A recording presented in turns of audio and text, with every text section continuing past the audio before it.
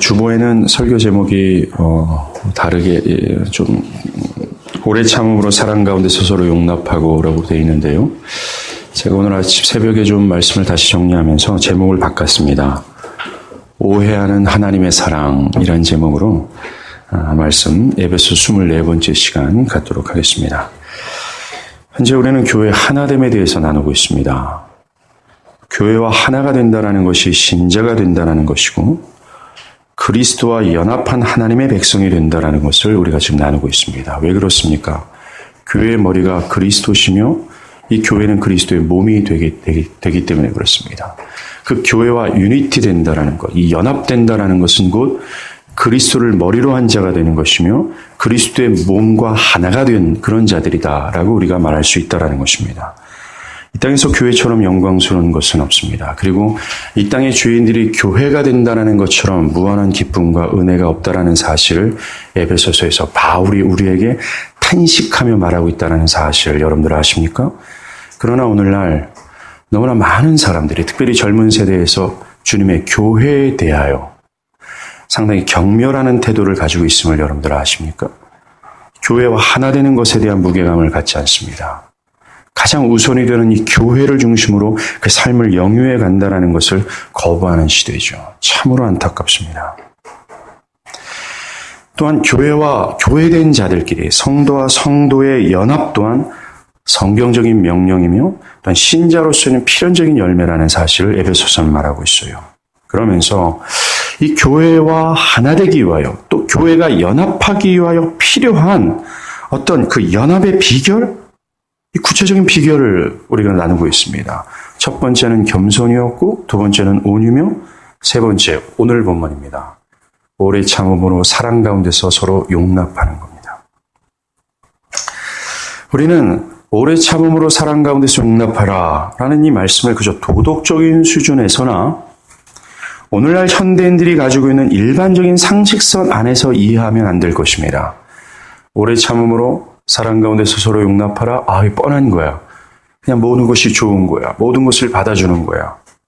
라고 이해해서는 안 돼요. 우리는 이 오래 참음으로 사랑 가운데서 서로 용납하는 이 행위의 기원자에게 배워야 되는 거예요.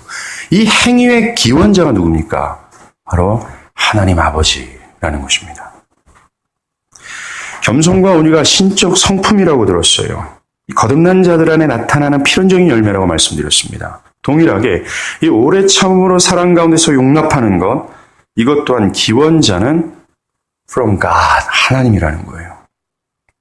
우리는 성경에서 말하는 오래 참음으로 사랑 가운데서 이 신적 행위가 어떤 것인지를 성경을 통해서 배워야 됩니다. 그저 뻔한 도덕적 명령을 가지고 우리의 이해의 수준을 가지고 이 본문을 접하면 안 된다는 거예요. 한번 보겠습니다.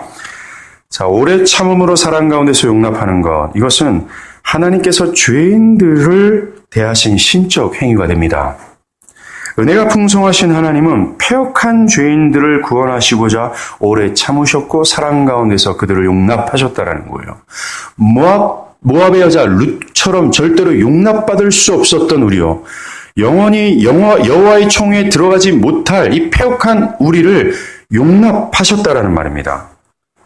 하나님의 오래 참으심은 이 구약의 이스라엘을 향하신 하나님의 태도에서 잘 배울 수 있습니다. 이스라엘은 오래 참을 수 있을 만한 존재들이 아니었어요. 그들은 금방이라도 심판의 불을 내려야 할 만큼 죄악과 패역한 상태에 있었다라는 것입니다. 이 이스라엘의 죄되고 패역한 상태를 이사야서 1장이 자세히 묘사합니다. 한번 찾아볼까요? 이사야서 1장입니다.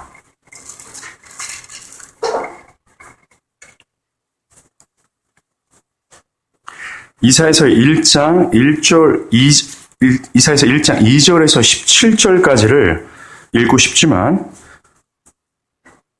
8절까지만 제가 읽겠습니다. 여러분들 한번 눈으로 보세요.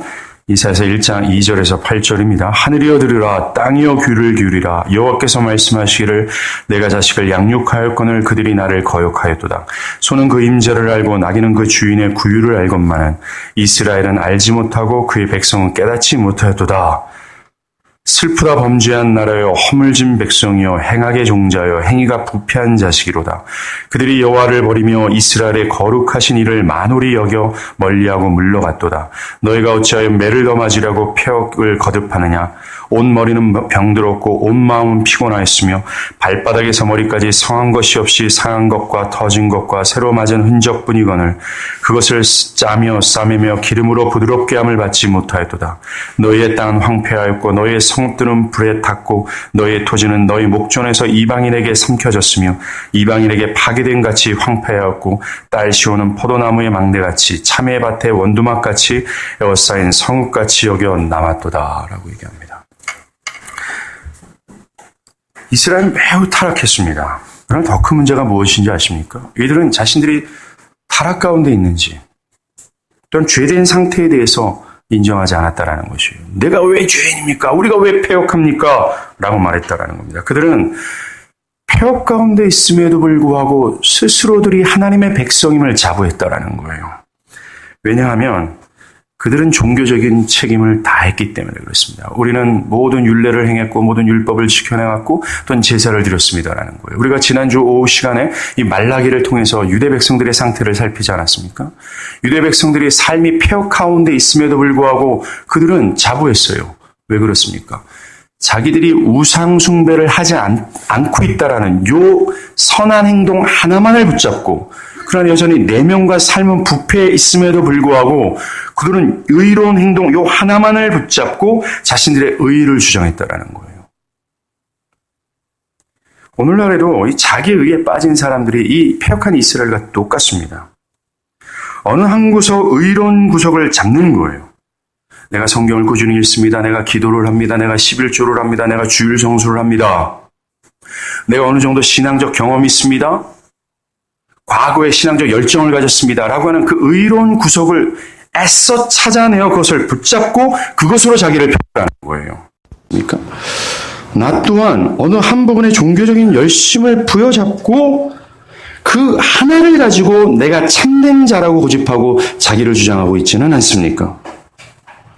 하나님 앞에서 자기 전체가 쇳덩어리구나를 깨닫지 못한 채 그것도 인생에서 처절히 내가 하나님 앞에서 죽을 죄인이라는 사실, 죽을 존재일 수밖에 없다는 이 사실을 처절하게 깨닫고 절망하고 두려워했던 경험이 없은 채 그저 한 구석을 의로운 구석을 찾아내려고만 애쓰며 그것을 부여잡고 자기를 주장하고 있지는 않습니까?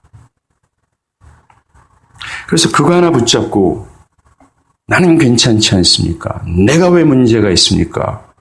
라고 하면서 그거를 자기의 방어 기제로 삼는 거죠. 그리고 자신의 죄악을 인정하기보다는 다른 사람들의 잘못을 상당히 찾아내는데 이게 능수능란합니다. 굉장히 빠르죠. 자신의 문제를 찾아내는 데서는 굉장히 둔감하지만 다른 사람들의 문제점을 지적하는 데 있어서는 굉장히 능하고 굉장히 설득력 있고 합리적인 것을 볼 수 있습니다. 이것이 자기에 빠진 이스라엘이었다는 거예요. 이스라엘은 하나님 앞에서 제사와 율법과 율례를 행했습니다. 그러나 하나님은 참되게 회개하지 않는 이스라엘의 모든 종교적 행위를 기뻐하지 않았습니다. 하나님은 이들에 대해서 매우 맹렬하게 경책하셨어요. 경책, 비난하고 꾸짖고 경고하신 겁니다. 그러나 이들은 고집센 황소처럼 돌이키지 않는 거예요.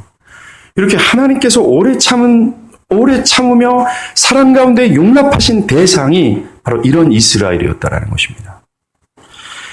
일반적으로 오래 참을 수 없는 상황이 바로 이런 상황입니다. 어떤 사안에 대해서 문제를 막 지적하는데 자신들의 문제를 전혀 인정하려 들지 않는 사람들에 대해서 오래 참는 것 정말 어렵습니다. 여러분 부모님들 여기 앉아 계십니다.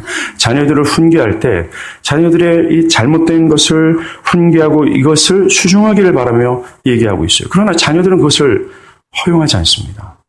자신들의 문제를 전혀 느끼지 못하고 있어요. 그런 자녀들을 용납하기가 참으로 힘듭니다. 자기를 돌아볼 생각을 하지 않고 자신들의 의로움을 주장하는 거예요. 어떤 선한 법을 강조하면서 자신에게 문제가 없다고 고집하는 사람들을 오래 참는 것만큼 어려운 일이 없다라는 것입니다. 호세아 4장 16절에 하나님은 이스라엘을 완강한 암소처럼 완강하다라고 말씀하십니다. 이스라엘은 주인이 끄는 대로 가지 않고 자기의 길을 가겠다고 고집하는 암소 같다라는 거예요. 이처럼 완강하고 고집세고 어느 한 구석 선한 것 하나를 가지고 자신의 의의를 주장하는, 특별히 경책하는 자를 향하여 도리어 욕하는 자들을 향해서 오래 참는다라는 것, 매우 어려운 일입니다. 이들이 바리새파예요. 자신들을 전혀 성찰하지 않고 어떻게 해서든지 자신 안에 의로운 구석을 찾아냅니다. 어떤 종교적인 체험을 막 찾죠. 내가 가지고 있었던 성경적 지식을 막 찾습니다. 또 교회에 충성봉사했던 이 과거의 경력들을 막 찾아냅니다. 그리고 사회에서 어떤 선한 사업을 했던 것들을 막 찾아요. 정신이 없습니다. 자신의 의를 주장하려고 자신의 의롭고 선한 행동 그 하나를 찾아내려고 정신이 없어요. 그래서 또한 그것을 딱 잡으면 그걸 물고 늘어지죠. 그래서 나는 하나님의 백성입니다 라고 주장하는 거예요. 근본적인 문제의식을 느끼지 못하고 자신의 죄악을 폭로하는 예수를 죽인 자들이 바로 바리새파 사람들이었어요. 이스라엘은 오래 참기에 매우 어려운 존재들이었습니다. 이런 자들을 용납하기가 너무나 어렵다라는 거예요. 그러나 폐역하고 교만하게 짝이 없던 이스라엘을 하나님은 오래 참으셨습니다. 마태복음 23장 37절에 예루살렘아 예루살렘아 선지자들을 죽이고 내게 파송한 자들을 돌로 치는 자여 암탉이 그 새끼를 날개 아래 모음같이 내가 네 자녀를 모으려 한 일이 몇 번이더냐 그러나 너희가 원하지 아니하도다라고 얘기해요. 하나님 지속해서 그들이 돌아오기를 참으셨어요. 참고 하나님의 종들을 보내고 하나님께서 말씀하셨지만 하나님의 말씀을 대변하는 선지자들마저도 돌로 쳤던 그들을 모으고 또 모으려고 하셨다는 것입니다. 구약을 보면요. 여러분들 구약에서 하나님을 발견해 보십시오. 하나님과 이스라엘의 관계를 보면요. 하나님은 속도 없고 벨도 없는 존재처럼 느껴져요. 대표적인 것이 호세아 선지자와 이 고멜의 관계를 통해서 보여줄 수 있습니다. 뭡니까?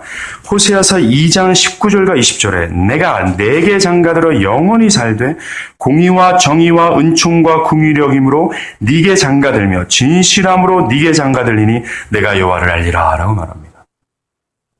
하나님은 음란한 창녀를 신부로 맞이하는 호세아처럼 음란한 이스라엘을 신부로 맞이한다고 말씀하세요. 하나님께서 음란한 신부, 그 신부로 맞아들인 존재를 호세아서 1장 8절과 9절에 이렇게 얘기합니다. 로루하마, 궁휼히 여김을 받지 못할 자. 그리고 로암미, 내 백성이 아닌 자를 자신의 신부로 맞이했다라고 얘기하십니다. 음란한 이스라엘을 그저 심판을 버리지 아니하시고 오래 참음으로 사랑 가운데서 용납하셨다라는 거예요. 파렴치한 이런 죄인을 오래 참음으로 사랑 가운데서 용납하신 이 하나님의 이야기가 바로 복음입니다. 복음이란 하나님 아버지의 행하심이에요. 하나님 아버지의 행하심이 뭡니까? 이거예요. 이런 파렴치한 이스라엘을 사랑 가운데 오래 참음으로 사랑 가운데 용납하셨다는 거예요. 그러하기에 교회가 다른 사람을 오래 참음으로 사랑 가운데 용납하는 것, 이것이 가장 실질적인 복음의 행위가 되는 겁니다. 여러분들이 목사님 복음으로 사는 것이 무엇입니까? 라고 얘기할 때 여러 가지 것들을 얘기할 때 그 중에 하나가 바로 이겁니다. 교회라면이라는 거예요. 에베소 3장의 바울은 우리에게 권면합니다. 교회라면이라는 거예요. 교회라면 오래 참음으로 사랑 가운데서 용납하라라는 겁니다. 이 자기 백성을 향한 하나님의 오래 참음으로 사랑 가운데서 용납하는 것, 하나님의 그 오래 참음의 결과가 뭔지 아십니까? 바로 십자가였었어요. 십자가는 하나님의 오래 참음의 클라이막스였습니다. 십자가는 죄인을 향한 이 음란한 이스라엘을 향한 하나님의 오래 참음이 결집된 사건이었었어요. 하나님의 오래 참으시고 또 참으시고 또 참으시고 그 하나님의 진노를 참으시고 나타난 결과가 바로 십자가라는 겁니다. 뭡니까? 하나님께서 오래 참으신 결과 그 폐역한 이스라엘 백성들을 징벌하신 것이 아니라 누구를 징벌하셨습니까? 그들을 대신해서 아들을 징벌하셨다는 거예요. 죄를 향한 하나님의 분노를 오래 참으셔서 그것을 한순간에 죄된 이스라엘 향해서 쏟아부신 것이 아니라 그 진노를 아들께 부으셨다라는 겁니다. 이 파렴치함, 용납 못할 무리들을 자신의 백성으로 사랑 가운데 용납하시고자 하셨다라는 거예요. 하나님의 오래 참으심은 이스라엘을 죽인 것이 아니라 자기 자신을 죽인 것이에요. 그 자기 자신을 죽이고 사랑 가운데 그들을 용납하신 겁니다. 이게 기독교입니다.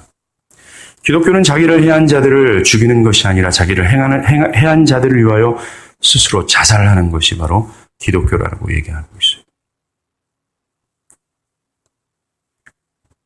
그러나 세상은 오래 참음으로 견디고 또 견디고 참고 또 참고 오래 참고 그 오래 참음의 결집이 되면 뭐로 표출이 됩니까? 분노, 다른 사람을 향해서 죽이려는 행동으로 표출이 됩니다. 복수해버리죠. 참을 만큼 참다가 분노를 터뜨리는 겁니다. 기독교와 세상의 오래 참음은 상당히 차이가 있다는 겁니다. 사람들은 사랑 가운데서 용납하려고 오래 참는 것이 아닙니다. 하나님은 사랑 가운데서 오래 참으려고 사랑 가운데 용납하려고 오래 참으셨지만 세상은 그렇지 않아요. 그들은 오래 참는 이유는 복수의 찬스를 찾으려 오래 참는 것뿐입니다. 어디 한번 두고 보자 라는 식이죠. 자신을 억울하게 만든 사람이나 해한 사람이 있다면 그 사람 때문에 밤잠을 막 설치는 거예요. 밤잠을 설치면서 그 사람의 말과 행동을 막 곱씹습니다. 그리고 그 속에서 자기 방어 기제를 막 발동해서 그 사람이 무엇을 잘못했지, 어떤 말을 실수했지, 그 사람이 자기에 대해서 무엇을 착각하고 있는지를 매우 자기중심적으로 막 설치하죠. 그런 경험이 없습니까? 그리고 그것이 발견되어지면 그가 동시에 복수의 칼날을 갈기 시작합니다. 그리고 인내합니다. 오래 참습니다. 한 번의 복수의 날을 더 심하게, 나보다 그 사람을 더 깊이 상해하기 위하여 그런 오래 참지요. 이게 세상의 인내예요. 그리고 분노하는 살인이 시작하는 겁니다. Stop it. 멈추셔야 됩니다. 그만 복수의 날을 거둬버리고 그 칼날로 나를 죽여야 되는 거예요. 이게 기독교입니다. 특별히 많이 배우고 품이 있는 사람들은요, 자신의 복수심을 상당히 잘 유지한다는 걸 아십니까? 천박하게 그것을 터뜨리지 않아요. 그들은 매우 합리적이고 고상하게 복수합니다. 아마 우리 교회에 있는 지체들이 이런 품이 있는 사람들이라 저는 생각을 합니다. 여러분들은 그렇게 매너 없이 자신의 복수를 터뜨리거나 막무가내로 고집하지 않을 거라는 생각을 합니다. 저는 여러분들에게 직접 말씀드리고 싶습니다. 여러분들의 복수의 형태는 매우 합리적이고 매우 고상할 겁니다. 자신의 복수할 기회가 생기면 어떤 고상한 말투로 복수를 하죠. 그리고 툭 던지는 말 속에 비수가 숨어서 그 비수를 던집니다. 때로는 표정으로도 복수합니다. 흘겨보죠.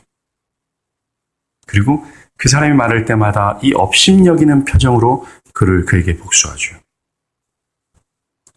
그리고 오래 참고 있다가 다른 사람들에게 제가 복수하고 싶어하는 사람의 단점을 얘기할 수 있는 분위기가 되어지면 아주 매우 합리적이고 매우 설득력 있게 복수합니다.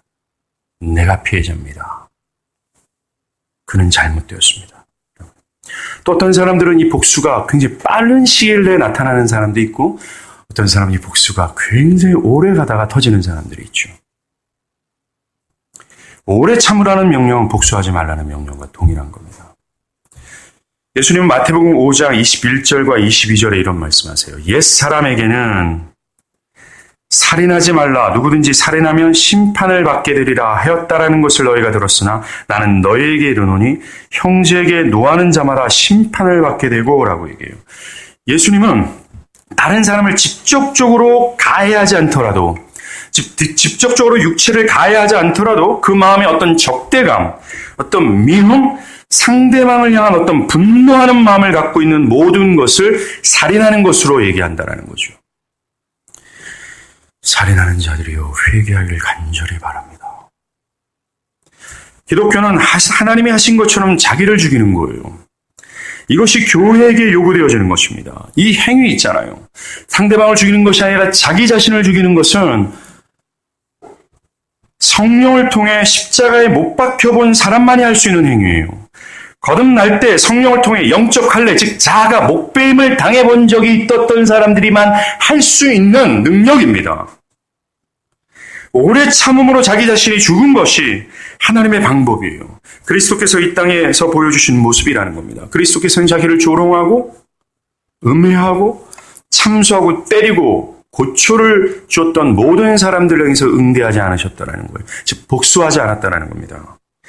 다윗은 사울이 창을 던지는 것을 그저 피할 뿐 응수하지 않았다는 거예요. 사울이 너무나도 집요하게 이스라엘 전체는 알았습니다. 다윗이 의로운 자며 사울이 불의한 자라는 사실을 누구나 만천하에 알았습니다.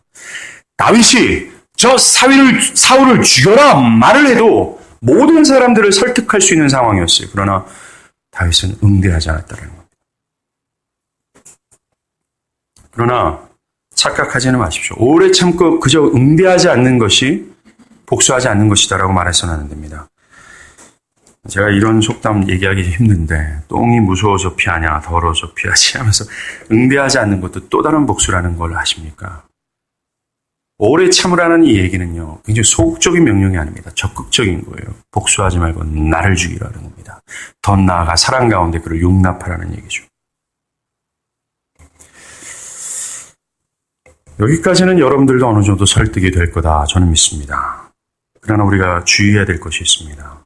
오늘날 사람들은 오래 참음으로 사랑 가운데 용납하는 것을 그저 인본주의적 사고에서만 이해한다는 것입니다. 성경의 오래 참음은 이 인본주의자들이 주장하는 것과는 사뭇 다릅니다. 인본주의자들이 주장하는 사랑 또 오래 참음은 상대방에 대해서 어떤 문제 제기도 없이 그저 상대방의 상태를 그대로 인정해주고 상대방이 아무런 문제가 없다고 옹호해주면서 그대로를 다 받아주는 거예요. 여러분들 이것을 성경적 오래 참음으로 사랑 가운데 용납하는 것으로 이해하지는 않았습니까? 그리고 그 사람이 스스로 정신을 차릴 때까지 그저 아무것도 안 하고 기다려주기만 하는 거예요. 그저 산타 할아버지를 원합니다. 그저 긍정적인 태도를 보이면서 모든 것을 수긍해주는 것을 사랑이라고 여기는 것이 분명합니다.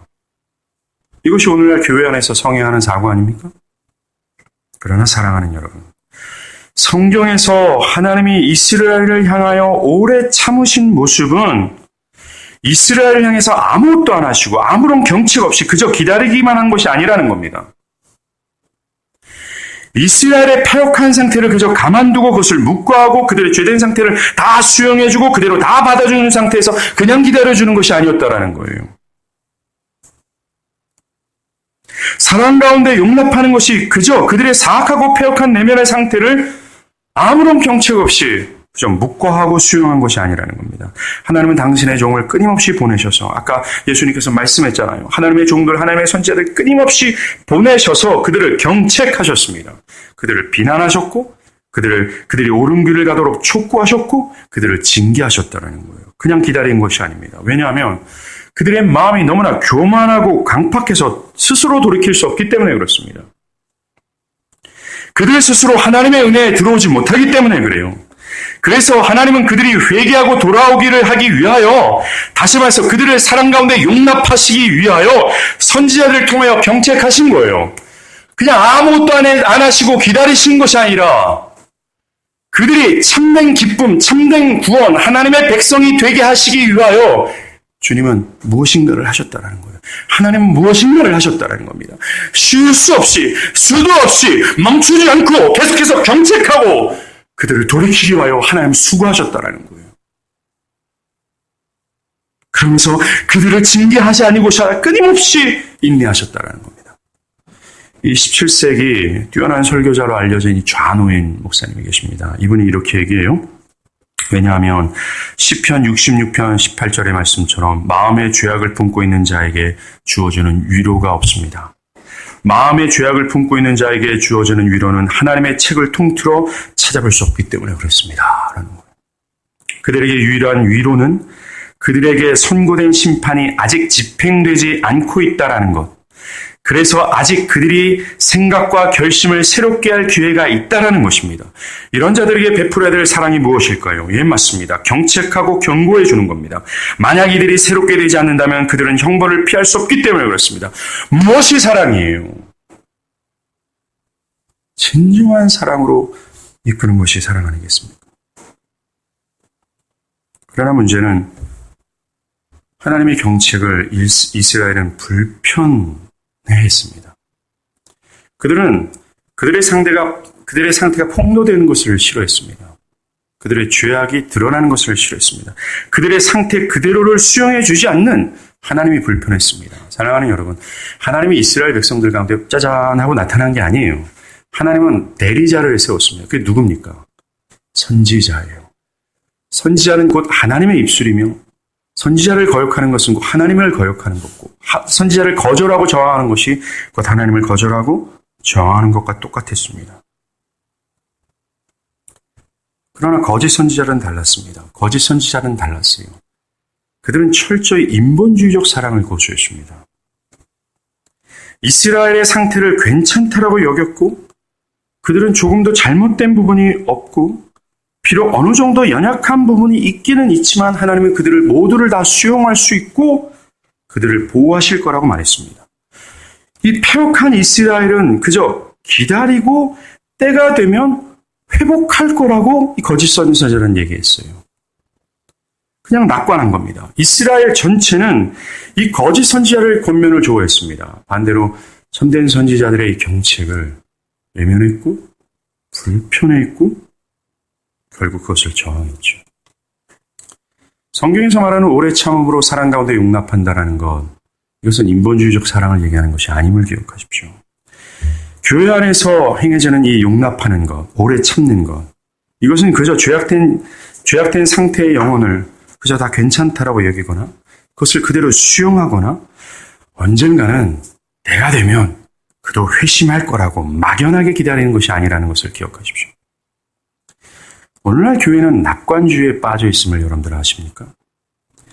맹렬히 복음을 전하고 전하지 않으면 맹렬히 복음을 전하지 않는데도 불구하고 맹렬히 복음을 전하지 않으면서도 사람들은 시간이 지나면 사람들은 언젠가는 변화될 겁니다. 그렇게 급하게 서둘릴 필요가 없습니다. 그냥 어느 정도 기독교 문화 안에 조성되어 있는 그 안에 있다면 하나님의 때에 하나님의 은혜가 그에게 임할 겁니다. 복음을 전하는 우리들에게 얘기합니다. 여러분 너무 급한 건 아닙니까? 여러분들은 하나님께서만 구원을 주실 수 있는 이 교리를 왜 무시합니까? 기다리십시오. 사랑하는 여러분. 복음을 전하고 복음을 목숨 걸고 전해도 안 변하는 판국이에요. 내 모든 것을 다 소진하고 내가 조롱을 받고 내 자존심이 짓눌리고 영혼에 대한 아픔으로 짓눌려서 그럼에도 불구하고 복음을 전하고 또 전해도 변하지 않는 판국에 어찌 이런 생각을 할 수 있겠습니까? 이들이 생각하는 변화가 무엇인지 묻고 싶습니다.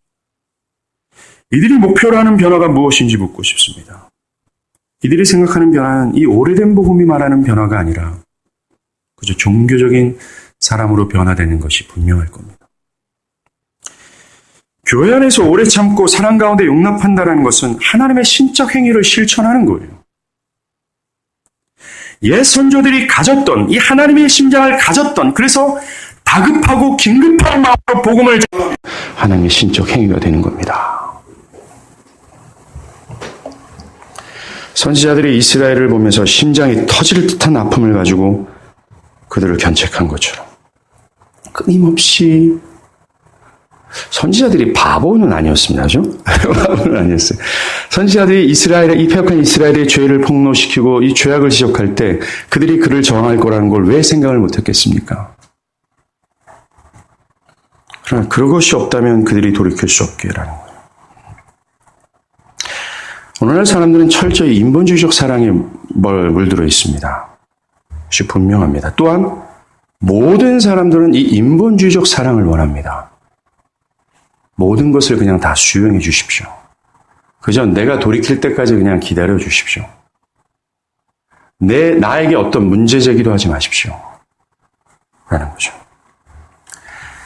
어떤 사람들은 교회에서 성경적 원칙을 교회가 고수하기를 바라요.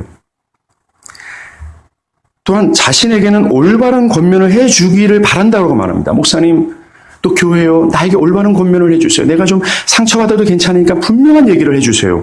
라고 말하지만 막상 그렇게 되면 견디지 못합니다. 자신들의 의를 인정해 주지 않을 때 그는 우둔 사자처럼 덤빕니다. 그리고 이렇게 말하죠. 왜 기다려주지 못합니까? 왜 사랑이 없습니까? 왜 나를 용납해 주지 못합니까? 라고 얘기합니다. 그러한 인본주의적 사랑이 교회 안에 만연되어 있죠. 그래서 어떤 텐션, 이 긴장관계가 없다라는 겁니다. 사람들은 이 긴장관계를 원하지 않습니다. 그래서 아무런 권면이나 상대방이 불편하게 생각하는 것에 대해서 거론하는 것을 꺼려하죠. 여러분이 그렇지 않습니까? 또한 그것이 사랑이라고 얘기합니다. 아니에요. 우리는 하나님의 그 오래 참음을 담아내야 되고 담아야 됩니다. 그리고 하나님이 여전히 복음 가운데 저항하는 그들을 인내하셨고 기다리셨고 그러면서 무엇인가를 반복적으로 그들을 경책하면서 어떻게 하든지 그들을 용납하시고자 그들을 이끌려고 했던 그 인내함을 우리가 담아내야 되는 거예요. 오늘 바울은 우리에게 이것을 명령하는 겁니다. 오래 참음으로 사랑 가운데 용납하라고 말이죠.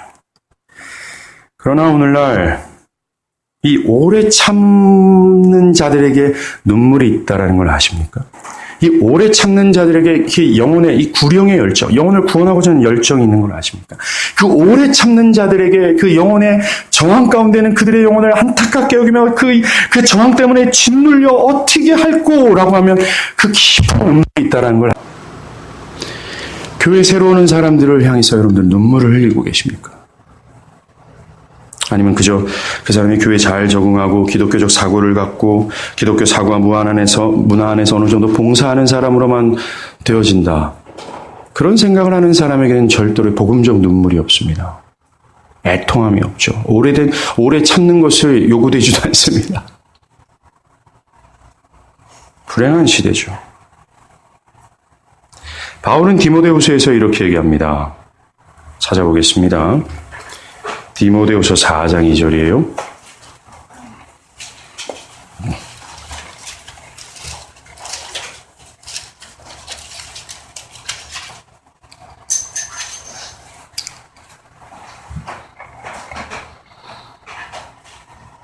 디모데후서 4장 2절 우리 한 목소리로 읽겠습니다. 너는 말씀을 전파하라. 때를 얻든지 못 얻든지 항상 힘쓰라. 범사의 오래 참음과 가르침으로 경책하며 경계하며 권하라. 바울은 목회하는 디모데에게 오래 참음으로 하라고 말합니다. 야, 오래 참아야 돼 라고요. 그런데 주위에서 볼 것이 있어요. 오래 참음과 함께 하라고 하는 명령이 있습니다. 그게 뭡니까? 가르침으로 경책하고 경계하며 권하라는 겁니다. 이것을 하면서 오래 참으라고 얘기하는 거예요. 교회에게 주님은 이것을 하면서 좀 오래 참으라고 얘기하는 겁니다. 이 경책하다, 엘랑코, 뭔 뜻? 책망하다는 뜻입니다. 경계하며 에피타마오, 비난하다는 뜻이에요. 권하라, 파라칼레오, 야단치라는 겁니다. 오래 참음 가운데 오래 참음으로 해야 될 일이 책망하고 비난하고 야단침으로 가르치라라고 얘기해요. 사실 신학교에서 설교를 이렇게 얘기합니다. 설교란 엘랑코, 에피타마오, 파라칼레오라고 해요. 사랑하는 여러분, 설교는 그냥 듣기 좋은 노랫가락이 아니라는 겁니다. 설교는 여러분들의 지친 심신을 그저 위로하는 것이 아니라는 거예요. 성경적 설교는 엘랑코, 에피타마오, 파라칼레오 하라는 얘기예요. 이 지옥의 형벌 가운데 질주하는 그들을 향해서 스탑 하면서 야단치고 책망하고 비난하라는 겁니다. 그래서 이 설교를 누가 수용할 수 있어요? 성령으로서 겸손한 자만 수용할 수 있어요. 육적인 상태 그대로 있는 자들은 이 설교를 절대로 수용 못합니다. 그들은 거짓 선지자들이 말하는 그 설교를 좋아하죠. 그 거짓 선지자들이 말하는 설교를 찾아다니느냐 상당히 분주합니다.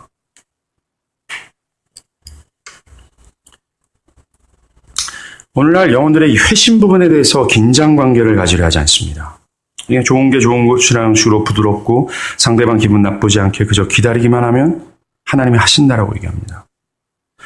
비성경적이고 이단적인 발언이라는 사실을 여러분들 아십니까? 역사적 교회는 인내심을 가지고 하나님의 뜻으로 사람들이 돌이키기 위하여 견책하고 기도했어요. 하나님의 뜻을 저항하는 사람들에 대한 저항을 하나님마저도 견디어냈다는 것입니다. 사랑하는 여러분, 오래 참는 것에 이 골, 목표가 있다는 걸 아십니까? 무엇을 위해 오래 참는 것인가? 오래 참는 최종적인 목적이 무엇인가? 라는 거예요. 그것은 바로 회심이며 두 번째, 그 영혼이 그리스도에게까지 자라나는 것을 향하여 오래 참는 겁니다. 갈라디아서 4장 19절에 바울이 이렇게 얘기합니다. 나의 자녀들아, 너희 속에 하나님의 형상을 이루기까지 다시 너희를 위하여 해산하는 수고를 하노니 내가 이제라도 너희와 함께 있어 내 언성을 높이려 하면 너희에 대하여 의욕이 있음이라 라고 얘기해요. 갈라디아 교회가 상태가 어땠습니까? 바울이 전한 복음을 저버리고 다른 복음, 이단적 복음을 수용했던 거예요. 그러면서 바울은 이 갈라디아 교회를 향해서 가만히 있지 않았습니다. 매우 과격한 말투를 하죠. 뭡니까? 내가 전한 복음 외에 다른 복음을 전한 자에게 저주가 있을지어다. 갈라디아서 1장 초반부에 이것을 3번이나 반복해요. 매우 바울은 흥분했습니다. 그러면서 다시 다른 복음으로 향하는 그들을 향하여 그들은 포기하지 않고 뭐라고 얘기합니까? 내가 다시라고 얘기해요. 내가 다시 해산하는 수고, 그 고통과 감내와 인본주의적 사랑과 관용이 아니라 성경적 오래 참음을 담아내고 있는 거예요.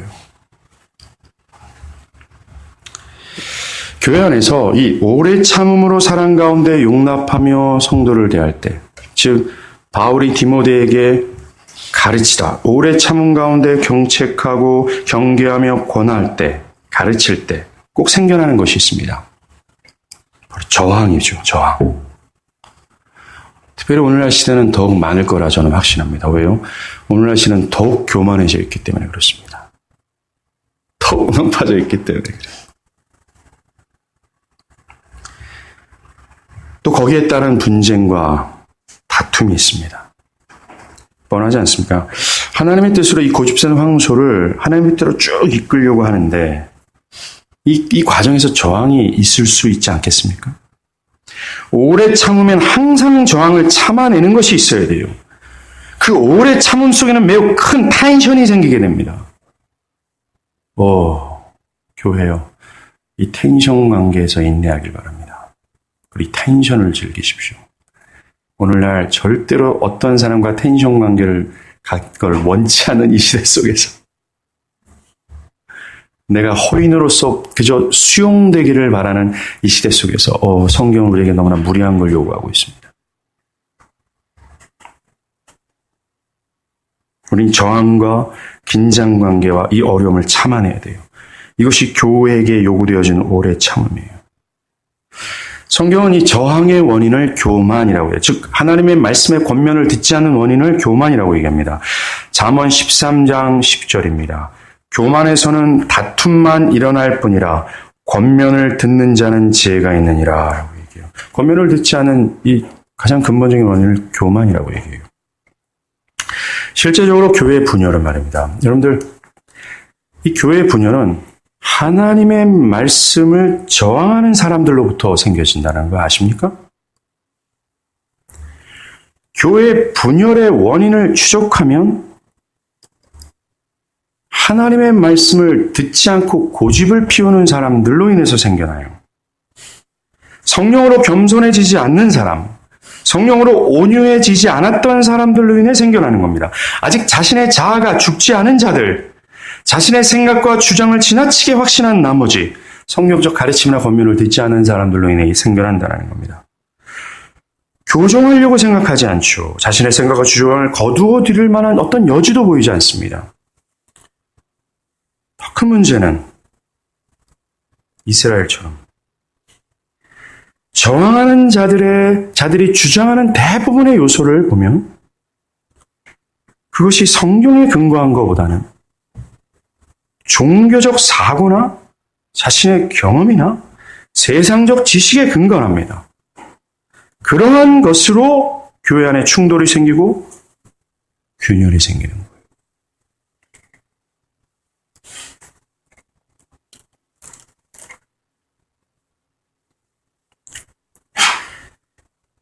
교회의 가장 분쟁의 뿌리는 교만입니다. 그러나 이것과 동일한 게 있어요. 이 교만이라는 게 뭐냐면은 이 교리적 부재입니다. 교리와 신학적, 성경적 무지에서 발언되는 거예요. 디모데전서 6장 3절에서 5절을 보면요. 제가 표준 세번역 개정판으로 읽어드릴게요. 누구든지 다른 교리를, 저를 보십시오. 오늘 누구든지 다른 교리를 가르치며 우리 주 예수 그리스도의 건전한 말씀과 경건에 부합되는 교훈을 따르지 않으면 그는 이미 교만해져서 아무것도 알지 못하면서 논쟁과 말다툼을 일삼는 병이 든 사람입니다. 그런 데서 시기와 분쟁과 비방과 악한 의심이 생깁니다. 그리고 마음이 썩고 진리를 잃어서 경건을 이득으로 수단하는 생각하는 사람들 사이에 끊임없이 알력이 생깁니다. 저는 이 디모데전서를 읽으면서요, 소름이 좀 끼쳤습니다.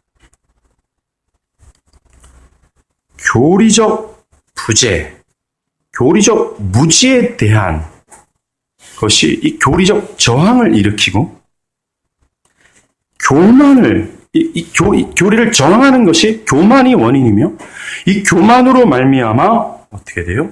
논쟁과 말다툼이 생긴다라고 얘기합니다. 시기와 분쟁과 비방과 악한 의심이 생겨난다고 얘기해요.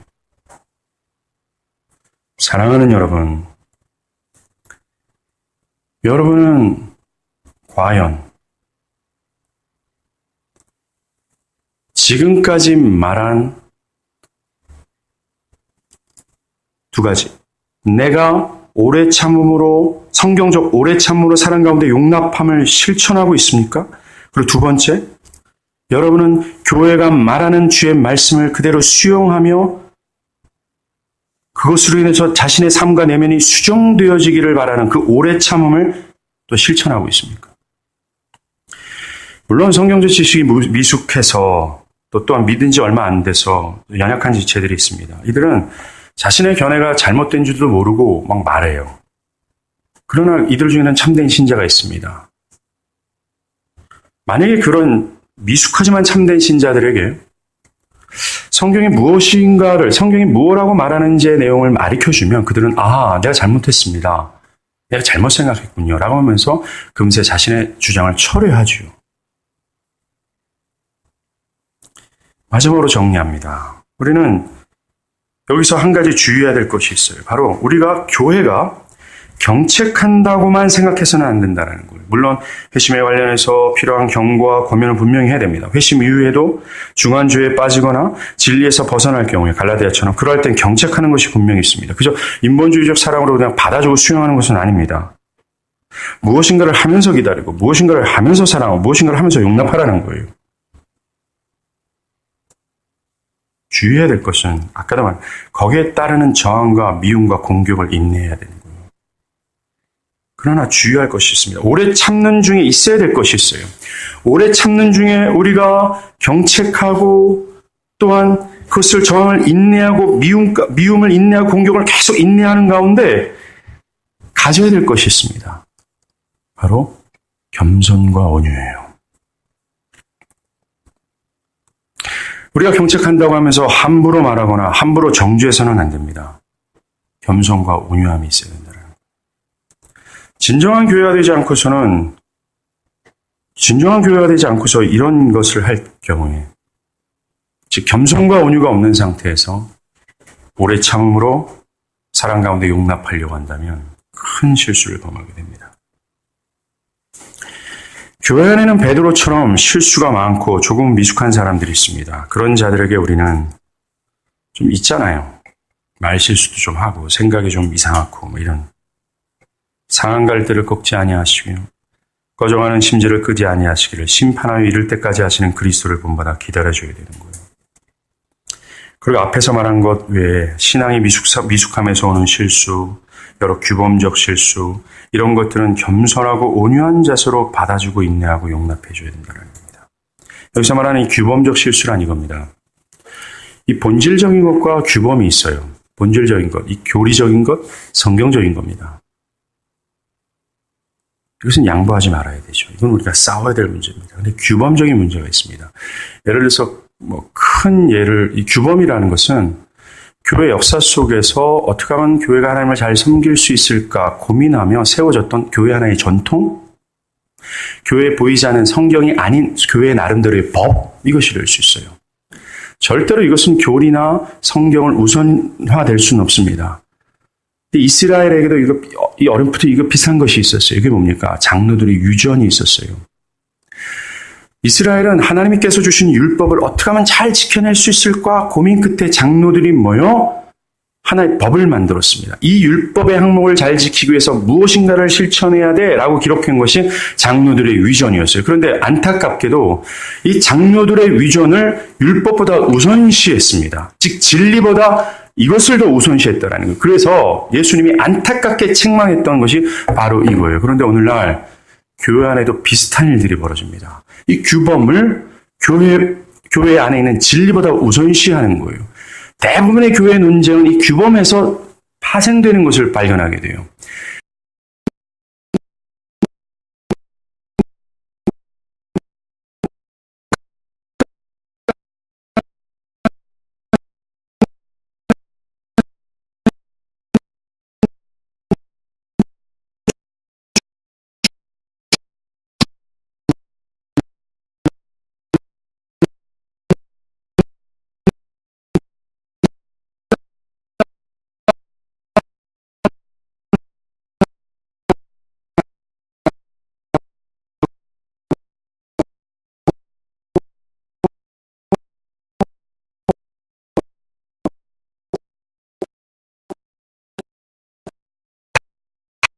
다른 예배를 세우는 것, 이런 것에 대해서 사람들은 이 규범에 대해서 굉장히 날카로운 날을 세웁니다. 난도질을 하죠. 그리고 목사가 넥타이를 매는 것, 정장을 입는 것, 강대상의 위치, 피아노의 위치, 예배 시작 전의 분위기, 그런 소소한 모든 이 규범적 행위들에 대하여 비본질적이고 규범적인 이 행위에 대하여 이 바운드리 안에서 사람들은 굉장히 율법적 사고를 들이대죠. 그 율법적 사고의 기준은 다 자기 경험입니다. 이런 데서 실수와 또한 분쟁과 분열이 일어나는 것을 볼 수 있어요.